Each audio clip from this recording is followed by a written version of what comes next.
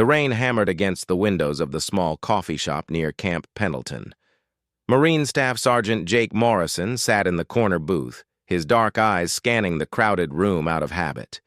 Even on leave, he couldn't shake the alertness that 8 years in force reconnaissance had burned into his bones. The familiar weight of his service pistol rested against his ribs, concealed beneath his civilian jacket. Jake stirred his black coffee and checked his watch. His buddy Tom was already 20 minutes late. Typical Navy guy, he thought with a slight grin. Tom had called earlier, insisting they meet to discuss some opportunity that couldn't wait. Jake suspected it involved another one of Tom's get-rich-quick schemes, but friendship meant showing up anyway. The bell above the door chimed, and Jake looked up expecting to see Tom's familiar face. Instead, a young woman entered, shaking raindrops from her dark hair. She moved with purpose, her eyes quickly surveying the room before settling on an empty table near the window. Something about her movement patterns caught Jake's attention. It was subtle, but there was a tactical awareness in how she positioned herself with clear sight lines to both exits. She was attractive in an understated way, wearing simple jeans and a navy blue sweater that complemented her olive complexion. When she pulled out a laptop and began typing, Jake noticed her posture remained perfectly straight, alert. Most civilians slouched when they worked. This woman sat like she was ready to spring into action at a moment's notice. The coffee shop's atmosphere was typical for a military town hangout. Marines, sailors, and their families filled most of the tables, creating a comfortable buzz of conversation mixed with the hiss of the espresso machine. Jake had chosen this place precisely because it felt safe, familiar. Everyone here understood the military life, the deployments, the constant state of readiness that never quite left your system. His phone buzzed with a text from Tom. "Running late, bad traffic from the base. Give me 15 more minutes." Jake sighed and settled back into his seat. He found his gaze drifting back to the woman by the window. She seemed completely absorbed in her work, fingers flying across the keyboard with impressive speed. Occasionally, she would pause to sip from her coffee cup, and during these moments, her eyes would sweep the room with the same systematic pattern Jake used when entering unfamiliar territory. "Excuse me, is this seat taken?" Jake looked up to find an elderly man with a veteran's cap pointing to the empty chair across from him. The coffee shop had filled up while he'd been lost in observation. "My friend's supposed to be here soon, but go ahead," Jake replied, gesturing to the chair. The old man introduced himself as Bill, a Vietnam veteran who made daily trips to the coffee shop to watch the young warriors, as he put it. Within minutes, Bill had launched into stories about his own service, comparing the modern military to his era. Jake listened politely, offering the occasional nod or comment, but part of his attention remained on the woman by the window. She had received a phone call and was speaking in hushed tones, her free hand gesturing slightly as she talked. From his angle, Jake couldn't hear the conversation, but her body language had shifted. Where before she seemed relaxed, despite her alertness, now tension crept into her shoulders. Her eyes no longer casually scanned the room but focused intently on something outside the window. "You see her too," Bill said quietly, interrupting his own story. "What?" "The girl by the window. You've been watching her since she came in. Old habit, right? Threat assessment. Can't help yourself." Jake felt heat rise in his cheeks. "I wasn't, son. I've been doing the same thing for 40 years. She's got the look." "What look?" Bill leaned forward slightly. "Military. Special operations, if I had to guess. The way she moves, how she sits. That constant awareness. Reminds me of some SEALs I worked with back in the day." Jake studied the woman more carefully. Now that Bill mentioned it, There were indeed similarities to the special operations personnel he'd encountered during joint training exercises, the controlled breathing, the economy of movement, the way she seemed to process multiple streams of information simultaneously. Could be military police or intelligence, Jake suggested. Lots of bases around here. Maybe, but look at her hands. Jake focused on the woman's hands as she continued her phone conversation. Her fingers were calloused in specific patterns that suggested extensive weapons training. More telling were the faint scars visible on her knuckles and the back of her left hand. These weren't from casual mishaps, but from serious training or combat. The woman ended her call and immediately began packing up her laptop. Her movements had become urgent, efficient. She was leaving, and whatever had been discussed during that phone call had changed her plans. "Seems like duty calls," Bill observed. As the woman stood and headed toward the door, she passed close to Jake's table. For a brief moment, their eyes met. Hers were dark brown, intelligent, and carried the same hard edge that Jake recognized in his own reflection after difficult deployments. There was something else there, too. Something that looked like concern or possibly fear. She paused for just a second, as if she might say something, then continued toward the exit. Jake found himself standing without really deciding to do so. "I'll be right back," he told Bill, leaving money on the table for his coffee. Outside, the rain had intensified. The woman was already 50 yards away, walking quickly toward the parking lot. Jake followed at a distance, telling himself he was just being cautious. If she was military and in some kind of trouble, maybe he could help. At least that's what he told himself, as his instincts screamed that something was wrong. The woman reached a black Honda Accord and fumbled with her keys, glancing around nervously. That's when Jake saw them. Two men in a dark sedan parked 3 spaces away, both watching her intently. The passenger had his hand inside his jacket, and neither man made any attempt to hide their interest in the woman. Jake's training kicked in immediately.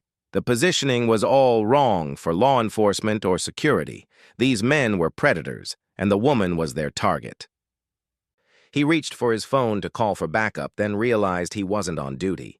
This wasn't his jurisdiction or his mission, but every instinct he possessed told him to act. The woman had noticed the men, too. Her body language shifted into a defensive posture, keys held between her fingers like improvised weapons. She was trained, but she was also outnumbered and caught in the open. The men started to move, exiting their vehicle with deliberate coordination. Jake closed the distance quickly, approaching from an angle that would put him between the woman and her pursuers. As he moved, he assessed the tactical situation. The parking lot was mostly empty due to the rain, limiting witnesses but also reducing cover options. The men were focused on their target and hadn't noticed his approach yet. "Sarah!" he called out loudly, using a random name to announce his presence and hopefully confuse the situation. The woman spun toward him, surprise clear on her face. The two men hesitated, their plan disrupted by the unexpected variable. Jake continued walking directly toward the woman, projecting the confidence of someone who belonged in the situation. "Sorry I'm late," he said as he reached her, positioning himself so he could watch both the woman and the men. Traffic was murder. Up close, he could see the calculation in her eyes. She was weighing whether he was another threat or potential help. The slight nod she gave suggested she'd decided to play along, at least temporarily. "It's fine," she replied, her voice steady despite the obvious tension. "I was just leaving." The two men had stopped their advance but remained alert, clearly unsure how to proceed with a witness present. Jake got a better look at them now. Both were in their 30s, physically fit, wearing clothes that screamed off-duty security or possibly private contractor. They carried themselves with the loose confidence of men accustomed to intimidating people.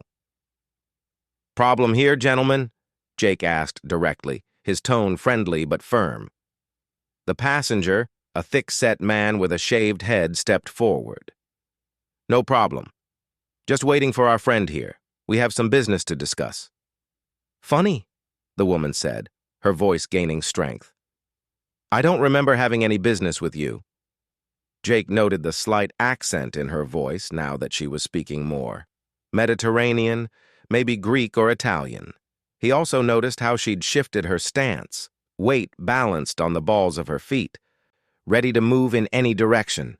Definitely military training. "Look," the driver said, finally speaking up, "this doesn't concern you, buddy. Why don't you just walk away?" "Can't do that," Jake replied calmly. "See, this is my friend here, and she seems uncomfortable with your attention.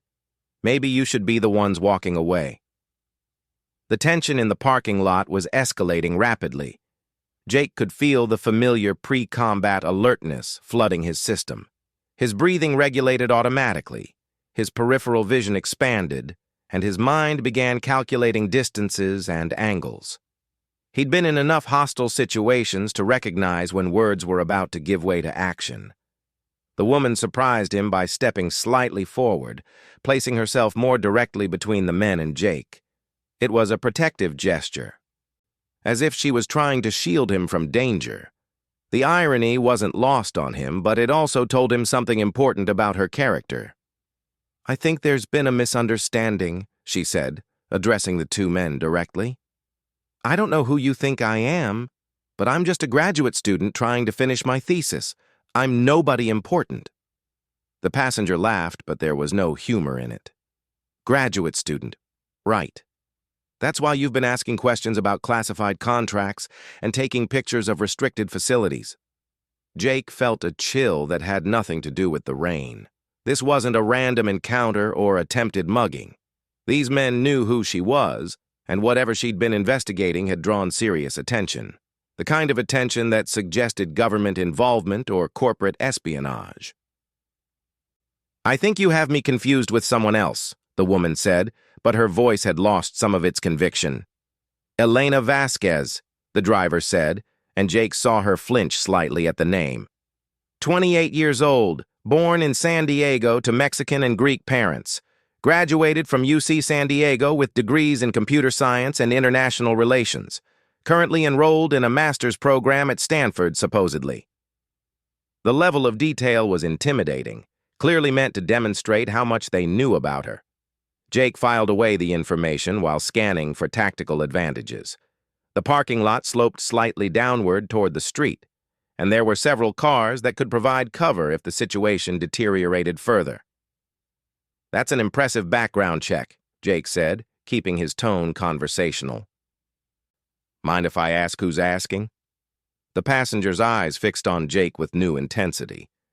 "And who exactly are you?" "Someone who doesn't like seeing women harassed in parking lots." "This is official business," the driver said. "Federal matter. You need to leave now." Jake almost laughed. If these were federal agents, he was a ballet dancer. Their positioning was sloppy, their approach unprofessional, and they hadn't shown any identification. Real federal agents would have handled this entirely differently. "Then I'm sure you won't mind showing some identification," Jake replied. The passenger's hand moved closer to whatever was concealed in his jacket. "We don't have to show you anything." Elena had been listening to this exchange with growing alarm. Whatever she'd stumbled into was bigger than she'd realized. And now an innocent bystander was getting pulled into her problems. She made a decision that would change everything. Stepping back slightly, she raised her right hand and made a quick series of gestures with her fingers. The movements were precise, deliberate, and completely meaningless to most observers. But Jake recognized them immediately, and his blood ran cold. It was a Navy SEAL hand signal. Specifically, it was the tactical sign for enemy contact, need immediate extraction. A signal so classified that only active SEAL team members and certain special operations personnel would know its meaning. Elena Vasquez had just identified herself as someone with access to the most restricted military communications protocols in existence. The implications hit Jake like a physical blow. Either she was an active special operations soldier, which seemed impossible given her age and civilian appearance, Or she had acquired knowledge that could only come from the highest levels of military intelligence. In either case, she was far more than a graduate student asking uncomfortable questions. Jake's tactical assessment of the situation changed instantly. If Elena was who her signal suggested, then these men weren't just harassers or corporate security. They were actively pursuing someone with access to national security information, which made them potential foreign agents or traitors. The two men had noticed Elena's gesture, but clearly didn't understand its significance. To them, it probably looked like a nervous fidget or an attempt to communicate with Jake. They had no idea they were dealing with someone trained in the same deadly skills that made Navy SEALs the most feared special operations force in the world. "Enough talking," the passenger said, finally losing patience. "This conversation is over. You're coming with us." He took a step toward Elena, his hand moving to whatever weapon he carried. Jake knew he had seconds to act before the situation became violent. But Elena's signal had changed everything. If she was really what she'd just claimed to be, then she was far from helpless, and this was about to become a very different kind of confrontation. The rain continued to fall, washing across the parking lot and mixing with the tension that crackled between them like electricity. In the distance, Jake could hear traffic sounds and the normal life of a military town continuing, oblivious to the deadly game being played out in a simple coffee shop parking lot. Elena met Jake's eyes one more time, and in that look he saw confirmation of everything he'd suspected. She was military, she was trained, and she was ready to fight if necessary. The only question now was whether they could handle two armed men in the open, or if they'd need to find another way out of this situation. The passenger reached inside his jacket, and Jake knew their time for peaceful resolution had just run out. The moment the passenger's hand disappeared inside his jacket, Jake moved. 8 years of force reconnaissance training compressed into pure instinct as he launched himself forward, covering the distance in 2 quick steps. His shoulder connected with the man's chest just as a pistol cleared the jacket, sending both of them crashing into the side of the sedan. Elena reacted with equal speed, but her movement was different, more fluid. She spun away from the driver who had lunged for her, using his momentum against him. Her elbow connected with his solar plexus, doubling him over, followed by a knee strike to his face that sent him sprawling backward onto the wet asphalt. Jake grappled with the passenger for control of the weapon, using techniques drilled into him during countless hours of combat training. The man was strong and well-trained, but Jake had experience and desperation on his side. A quick headbutt broke the man's nose, causing him to loosen his grip just enough for Jake to wrench the pistol away. "Federal agents!" The driver wheezed from the ground, blood streaming from his nose. "You're assaulting federal agents! Where's your identification?" Elena demanded, standing over him with the controlled balance of a fighter ready to strike again. "Show me your badges!" The passenger, nursing his broken nose while Jake kept the pistol trained on him, finally reached into his back pocket and produced a leather wallet. Jake examined it carefully, noting immediately that something was wrong. The identification looked official at first glance, but the font was slightly off, and the seal wasn't quite right. "These are fake," Jake announced, tossing the wallet to Elena. "Good fakes, but fake nonetheless." Elena examined the identification with the practiced eye of someone familiar with government documents. "The hologram is wrong, and this badge number doesn't follow the correct format. Whoever you really are, you're not federal agents." The driver struggled to his feet, wiping blood from his face. "You have no idea what you're interfering with. That woman has stolen classified information that could compromise national security." "What classified information?" Elena asked, her voice sharp with anger. "I'm a graduate student researching corporate influence on military contracts. Everything I've accessed is public record." "The photographs you took of the Blackwater facility weren't public record," the passenger said. "Neither were the personnel files you hacked." Jake saw Elena's face pale slightly. confirming that there was truth to the accusation. Whatever she'd been investigating had indeed crossed into forbidden territory. But the methods these men were using to pursue her suggested they weren't interested in legal justice. "Who do you work for?" Jake asked, keeping the pistol steady on both men. "You don't want to know," the driver said. "Just walk away now and pretend this never happened. Keep interfering and you'll disappear just like she's about to." The threat was delivered with casual confidence that sent ice through Jake's veins. These weren't law enforcement officers or even government agents. They were contractors, probably hired by whoever Elena had been investigating. The kind of people who operated outside legal boundaries and answered to no one but their paymasters. "We need to leave," Elena said quietly. "Now." She was right. Even with one weapon, they were outnumbered and exposed.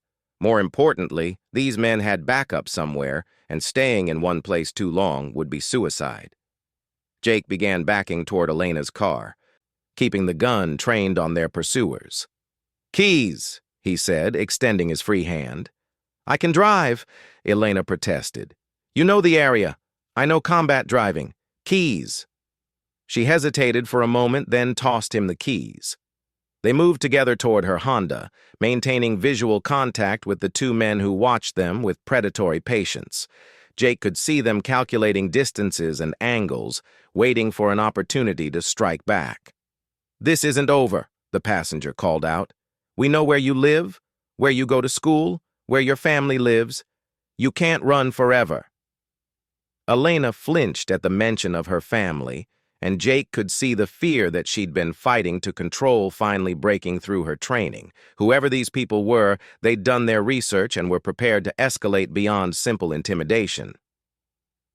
They reached the car, and Jake slid into the driver's seat while Elena climbed into the passenger side.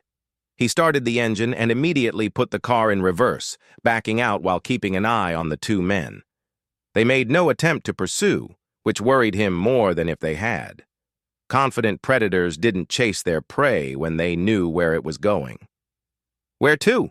Jake asked as they pulled out of the parking lot. "I don't know," Elena said, her voice shaky for the first time. "I can't go home. If they know where I live..." "Family?" "My parents live in San Diego. My sister's in Los Angeles. I can't put them at risk." Jake understood. The mention of family had been calculated to create exactly this kind of paralysis. Elena was trained to handle physical threats, but the prospect of danger to loved ones was a different kind of warfare altogether. "Okay," he said, checking the rearview mirror for pursuit. "First priority is getting somewhere safe where we can figure out what we're dealing with. Then we plan our next move." "Why are you helping me?" Elena asked suddenly. "You don't know me. You don't know what I might have done." It was a fair question, and Jake wasn't entirely sure of the answer himself. Part of it was military brotherhood, the unwritten code that said you didn't leave fellow warriors behind. Part of it was simple decency. But there was something else. Something about Elena herself that commanded respect. "That signal you made," he said finally. "Where did you learn it?" Elena was quiet for a long moment, staring out at the rain-soaked streets. When she spoke, her voice was barely audible over the engine and the rain. "My brother taught me." "Your brother?" "Lieutenant Commander Miguel Vasquez, Navy SEAL Team 6. He was killed in Afghanistan 3 years ago." The pieces began falling into place for Jake. Elena wasn't an active service member, but she'd grown up in a military family. Her brother had shared tactical knowledge with her, probably more than he should have according to regulations. The hand signals, the combat awareness, the way she moved under pressure, all of it made sense now. "I'm sorry," Jake said, meaning it. "What was he doing in Afghanistan?" "Counter-terrorism operations. His team was hunting high-value targets. Miguel never talked about the specifics, but I know he was part of some very dangerous missions." Elena pulled out her phone and showed Jake a photograph. Two people in dress uniforms stood together, clearly siblings despite their different appearances. Miguel Vasquez was tall and broad-shouldered, with their mother's Mexican features, while Elena favored their Greek father's smaller build and darker coloring. "He taught me things," Elena continued. "Said that in today's world, everyone needed to know how to protect themselves. Basic hand-to-hand combat, weapons training, tactical awareness. I thought he was being paranoid." "Sounds like he was being smart," Jake said. "That training just saved your life." They drove in silence for several minutes, Jake taking random turns to ensure they weren't being followed while Elena seemed lost in memories of her brother. Finally, she spoke again. "The research I've been doing, it's connected to Miguel's death." Jake glanced at her sharply. "How?" "The official report said his team was ambushed during a routine patrol. Bad intelligence, wrong place at the wrong time. But Miguel called me 2 weeks before he died. He was worried about something, said he'd discovered irregularities in their mission parameters.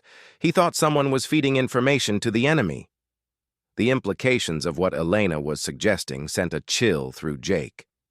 If Miguel Vasquez had uncovered evidence of betrayal within the special operations community, and Elena was now investigating the same connections, then her pursuers had much more serious motivations than simple corporate security.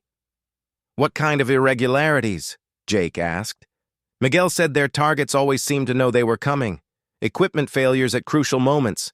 Intelligence that didn't match reality on the ground. He'd started documenting everything, building a case." "Did he share any of this documentation with you?" Elena nodded slowly. "He sent me encrypted files.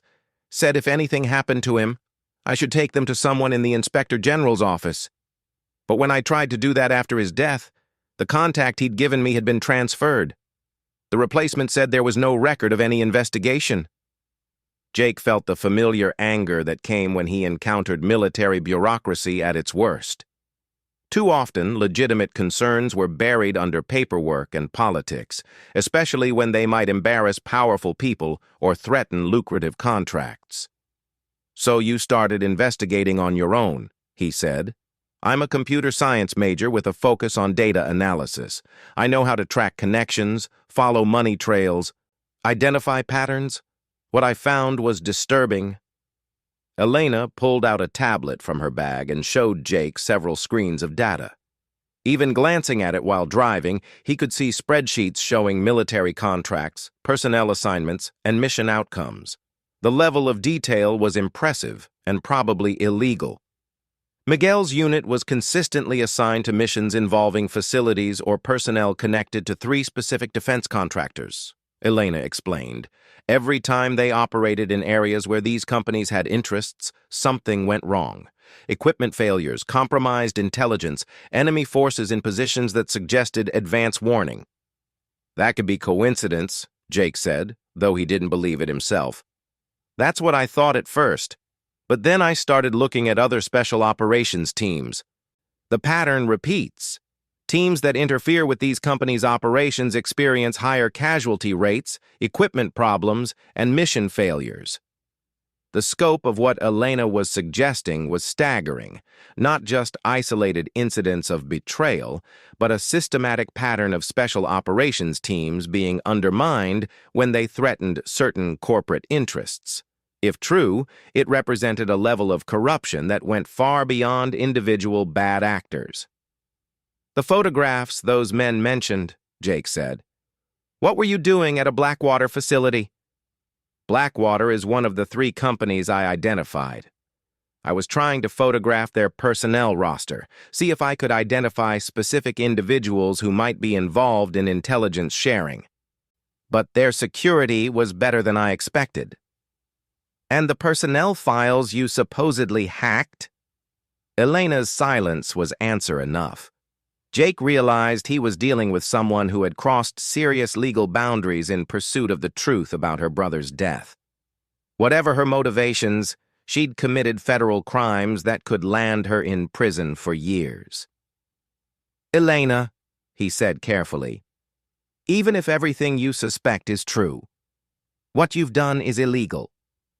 Hacking government systems, photographing classified facilities, accessing personnel records without authorization. You could be looking at decades in federal prison. I know, she said quietly. But my brother is dead, and I think the people responsible are still killing American soldiers for money. What's my freedom compared to that? Jake understood the sentiment, even admired it. But he also knew the reality of the legal system. Elena's noble motivations wouldn't matter if she was caught with stolen classified information. She'd be painted as a traitor and buried so deep in the federal prison system that the truth would die with her.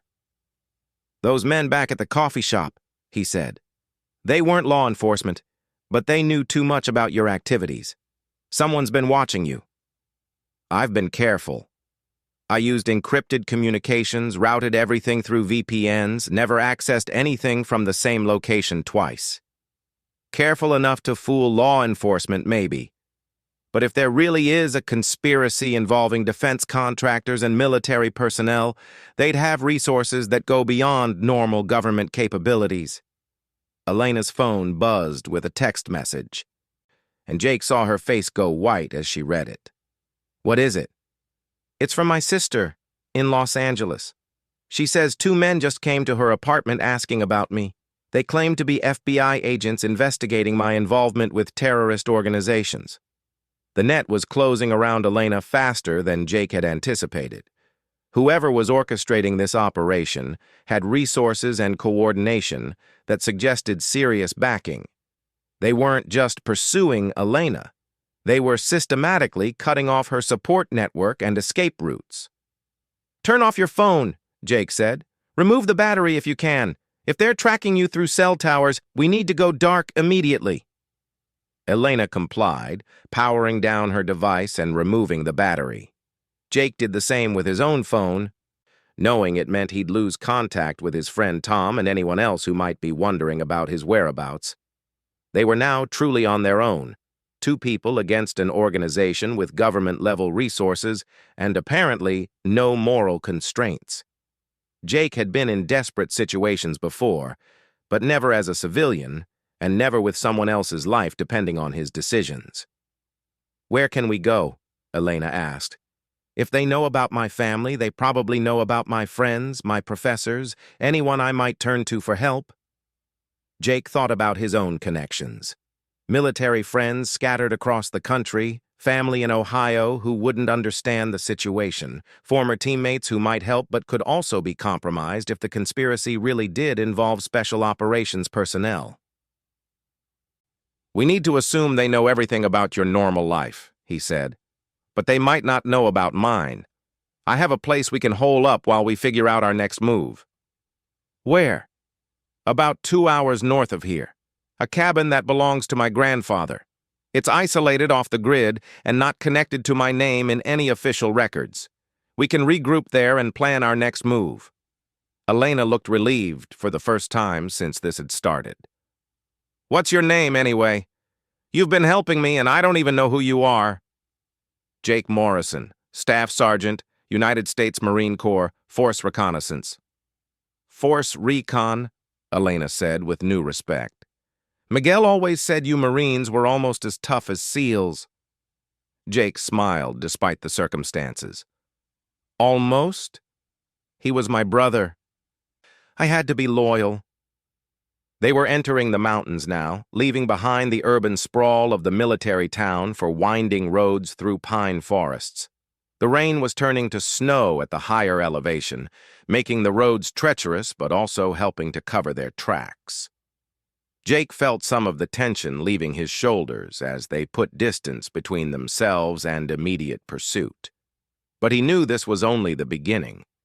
Elena had stumbled onto something that powerful people wanted to keep buried, and they'd already demonstrated they were willing to kill to protect their secrets.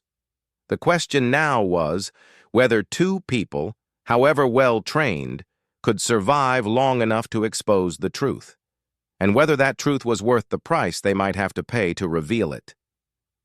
The cabin materialized through the swirling snow like something from another era. Built of weathered logs and nestled against a steep hillside, it looked exactly like what Jake's grandfather had intended when he constructed it 60 years ago, a place where a man could disappear from the world and its complications. Jake parked Elena's Honda behind the structure, where it couldn't be seen from the access road. The snow was falling more heavily now, which would help conceal their tire tracks, but also meant they might be trapped here if the storm intensified. "This is perfect," Elena said, studying the cabin's defensive position. "Good sight lines, single access route, natural cover. Your grandfather knew what he was doing." "He was a Marine in Korea," Jake explained, unlocking the heavy wooden door. "Said he wanted a place where he could see trouble coming from a mile away." The interior was spartanly furnished, but well-maintained. A stone fireplace dominated one wall, with a small kitchen and bathroom completing the main floor. A ladder led to a sleeping loft that Jake remembered from childhood visits. Most importantly, there was no electricity or phone service, making the cabin invisible to electronic surveillance. Elena immediately went to the windows, checking angles and escape routes with the automatic assessment of someone trained in tactical planning. Jake watched her work, noting again the professional competence that seemed at odds with her claimed graduate student status. "Tell me about your brother's training," he said, as he started building a fire. "What exactly did he teach you?" Elena settled into a chair where she could watch both the front door and window. "Miguel was home on leave when I graduated from high school. He was worried about me going to college alone, said the world was getting more dangerous for young women. So he spent 2 weeks teaching me everything he could." "Everything?" "Hand-to-hand combat, weapons training, tactical movement, surveillance detection, basic first aid, emergency communications protocols. He said knowledge was the best protection he could give me." Jake struck a match and lit the kindling, thinking about Elena's brother. Teaching classified military techniques to a civilian was a serious violation of regulations, but Miguel had obviously believed the risk was justified. Given current circumstances, he'd been right. "The files Miguel sent you," Jake said. "Do you still have them?" Elena nodded and pulled out a small encrypted drive from an inner pocket.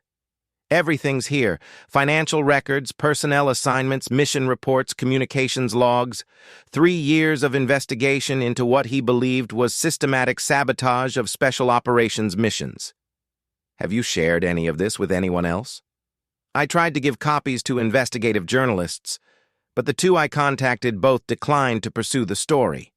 One said it was too dangerous, the other said it was too unbelievable. A 3rd journalist was killed in a car accident 2 days after I sent him preliminary information." Jake felt a chill that had nothing to do with the mountain cold. If Elena's suspicions were correct, they were facing an organization willing to kill journalists to protect their secrets.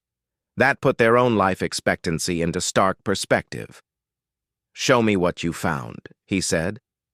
Elena connected her drive to a laptop and pulled up a series of files. The first document was a timeline of Miguel's unit deployments over his final 2 years of service.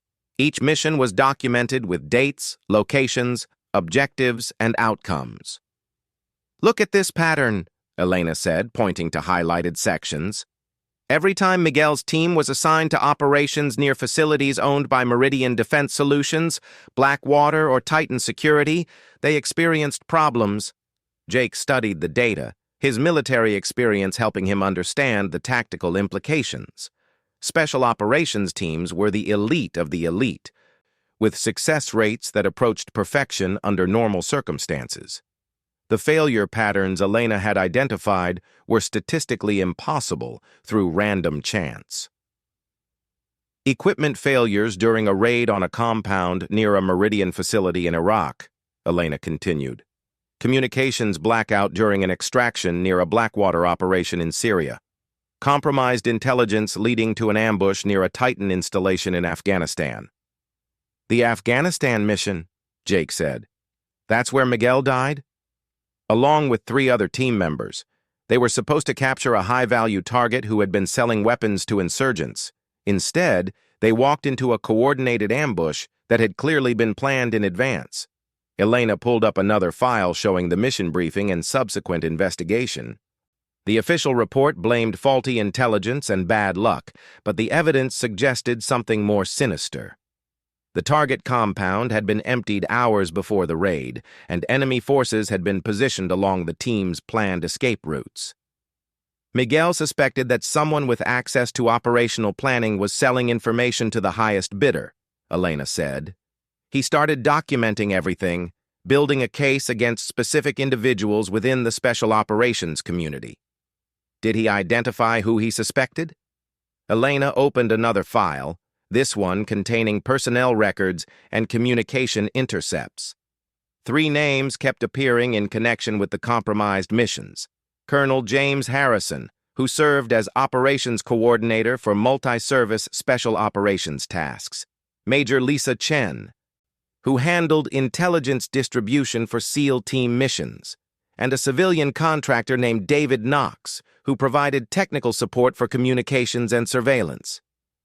Jake recognized the names from his own experience with joint operations. All 3 were respected professionals with sterling records and high-level security clearances. Accusations against any of them would require overwhelming evidence and would likely be dismissed as paranoid conspiracy theories. What kind of evidence did Miguel gather? Jake asked. Financial records showing unusual payment patterns to offshore accounts linked to family members of all 3 suspects. Communication logs showing unauthorized access to classified mission databases. Pattern analysis demonstrating correlation between their access to operational plans and subsequent mission compromises. The scope of Miguel's investigation was impressive, but Jake could also see why official channels had been unresponsive. The evidence was largely circumstantial, and the accusations involved highly classified information that would be difficult to verify through normal legal processes. "There's more," Elena said, pulling up a final document.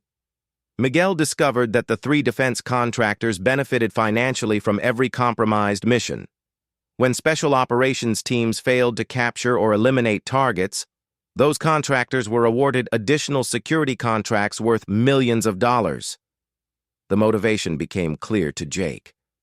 By sabotaging military operations, the conspirators created ongoing security problems that justified massive private contractor deployments. It was a business model that depended on continued conflict and American military failure. Miguel was building a case to present to the Senate Intelligence Committee, Elena continued, but he was killed before he could complete the investigation. Jake studied the files, his respect for Miguel Vasquez growing with each revelation. The young SEAL had uncovered a conspiracy that threatened the foundation of American special operations capabilities. His death had prevented the exposure of traitors operating at the highest levels of military command. "After Miguel died, I tried to continue his work," Elena said. "I used my computer skills to dig deeper into the financial connections and communication patterns. That's what led me to photograph the Blackwater facility and hack the personnel records. And that's when they noticed you." "I think so. The fake federal agents who approached me today, they knew too much about my activities. Someone's been watching me for weeks, maybe months." Jake's tactical mind was already working on their situation. They had evidence of a massive conspiracy, but no way to present it safely to authorities. Elena was now a target for elimination, and his own involvement made him equally expendable. They needed allies, but couldn't trust official channels that might include conspirators. "We need to get this information to someone who can act on it," he said, "but not through normal military or intelligence channels." Miguel mentioned a contact in the Inspector General's office, but that person was transferred after his death. "I don't know who else we can trust." Jake thought about his own network of contacts. Military friends, law enforcement connections, politicians he'd met during ceremonial functions. None of them seemed safe if the conspiracy really did include high-ranking military officials. "What about the media?" he asked. "You said journalists were reluctant to pursue the story. But what about larger news organizations with security resources? I tried that. The major networks all declined to investigate. One editor told me privately that they'd received pressure from government sources to avoid the story. The scope of the cover-up was becoming clearer. This wasn't just a criminal conspiracy. It was a systematic effort involving multiple government agencies and private organizations. The conspirators had resources and influence that extended far beyond normal corruption. Elena's laptop chimed with an incoming message, which was impossible since they were offline. Jake realized with growing alarm that someone had managed to send a direct communication to her computer despite their isolation. "Don't open that," he said quickly, but Elena had already clicked on the message. A video feed opened showing Elena's sister tied to a chair in what looked like a warehouse.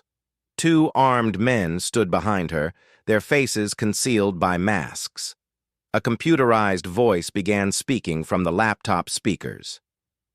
"Elena Vasquez, you have something that belongs to us.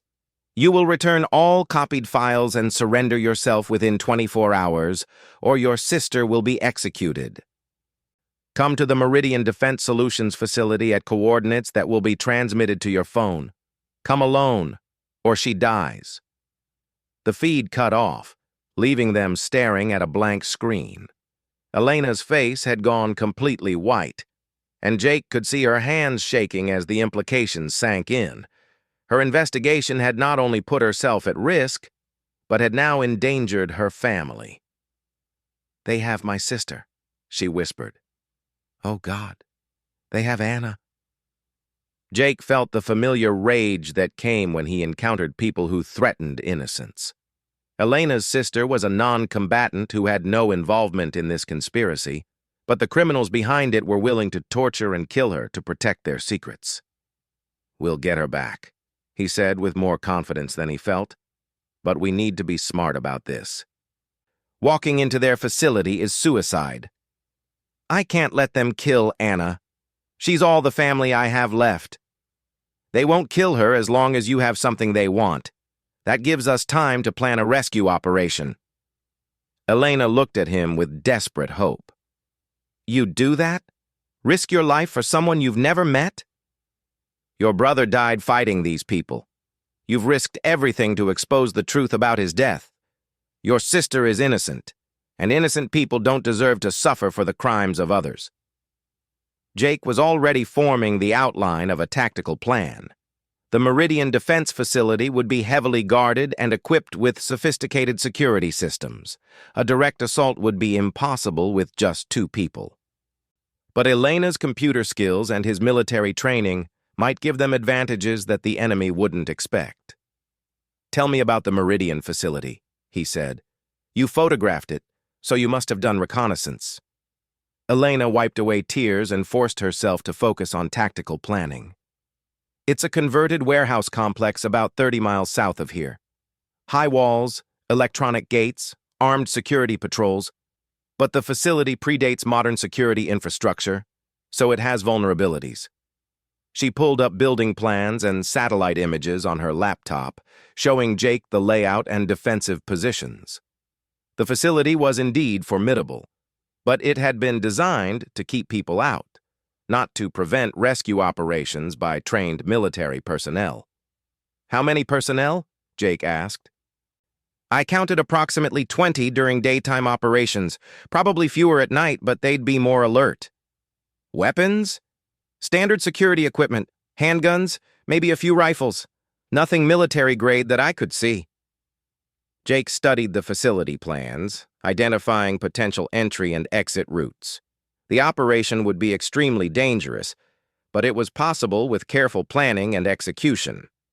The key would be speed and surprise, getting in and out before the defenders could organize an effective response. "Here's what we're going to do," he said, pointing to a section of the facility perimeter. "You're going to walk in the front gate and surrender, just like they asked. That will focus their attention on you and confirm your sister's location. What about you? I'll be coming through the back while they're distracted." Military facilities always have emergency exits and service entrances that aren't as heavily guarded. I'll find your sister and extract her while you keep them busy. Elena studied the plan, her analytical mind identifying potential problems. What if they don't keep me alive long enough for you to complete the rescue? Then we'll modify the plan, but they want something from you, which means they need you functional. They'll probably try interrogation first, which gives us time. And if something goes wrong? Jake met her eyes directly. Then we die fighting people who profit from killing American soldiers. There are worse ways to go. Elena nodded slowly, accepting the risks they both faced. When do we move? Tomorrow night. That gives us time to prepare equipment and finalize the tactical plan. Your sister will survive that long because they need leverage over you. They spent the next several hours planning every detail of the rescue operation.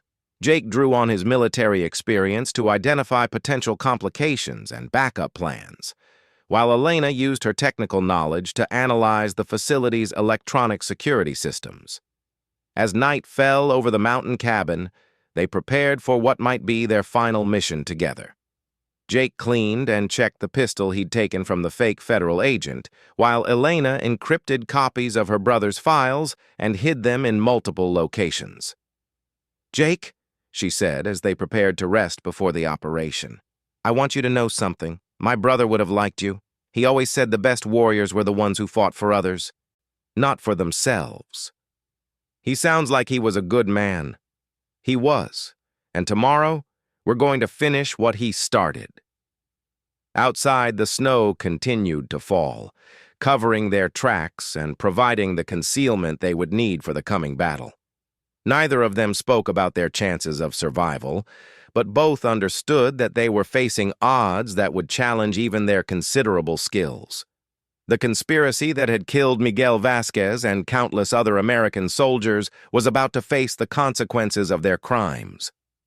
Elena and Jake might not survive to see justice done, but they would ensure that the truth couldn't be buried with them.